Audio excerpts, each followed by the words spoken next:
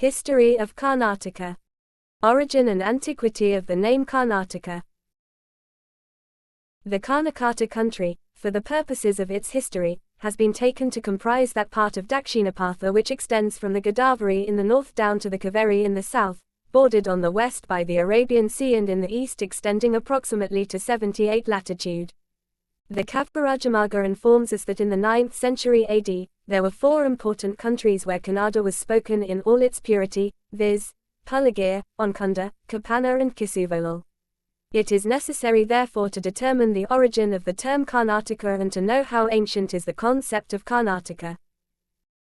Karnataka is a comprehensive and significant term denoting Kannada language, literature and culture. The earliest references to Karnataka appear in the Sabha Parva and Bhisma Parva of Mahabharata. It is not, however, clear as to what position of the south the term Karnataka exactly stood for in the context. It appears to have been used as a generic form denoting several units like Vanavasi. The term might have also been used to specify the part where Kannada was spoken. In the later history, however, the term is used to indicate the alternative meaning. In the context of Mahabharata, it may be surmised, the term was used to denote roughly South Karnataka and Kuntala, North Karnataka, of those days. Karnataka as denoting a region or a people does not figure at all in the Ramayana, an earlier work than the Mahabharata. But in the descriptions of South India mention is made of the rivers like Godavari, Krishnaveni, Kaveri and others. The grammarians, Panini, Kujayana, and Patanjali make no reference to Karnataka. Nevertheless, Panini mentions Karnataka as a Gotra name. The Marikchakatika of Sudraka mentions Karnatadesha and Karnataka. In a passage in the Kathasaritsigara, there is a reference to Karnata, Kannadiga, as having pleased the kings with his exploits. The work is itself based on Gunadia's Brihatkatha.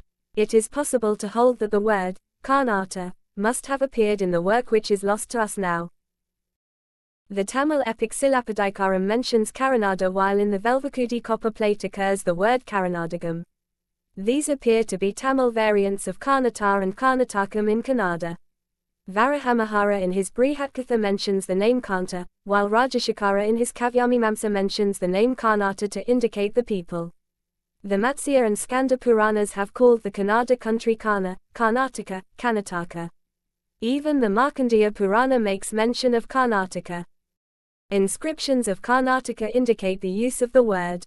A copper plate of the Kadamba dated 450 AD refers to Samagra Karnatadesha, or entire Karnataka. A record of Gangaraja Bhuvi Karma refers to Kannadadesha as Karnataka.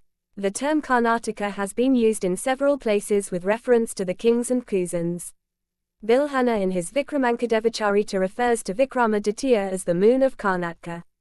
A Chalukyan queen is referred to as the beloved of the Karnataka king. The inscriptions of Hoysalas cite the titles like the sun to the lotus of Karnata dynasty. Inscriptions refer to Vijayanagara kings as the lords of Kannada Raja and the lords of the dual throne of Karnataka. In Ripatunga's Kavarajamaga, the first Kannada work, uses the word, Kannada, both in reference to language and region. Pampa, in his Adipurana, describes the Kannada army in long-drawn Sanskrit compounds.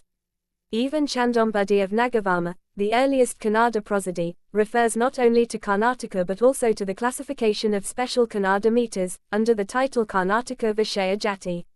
Thus Kannada poets, in several contexts, have used Karnataka. It is clear from the above survey that the word Karnataka is being used since the days of Mahabharata. The origin of the word Karnataka, however, became a subject of controversy among Kannada scholars.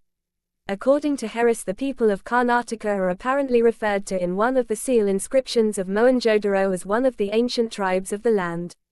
The sign used to mention them is said to contain a symbol to denote an eye. Chapter 2 will be continued.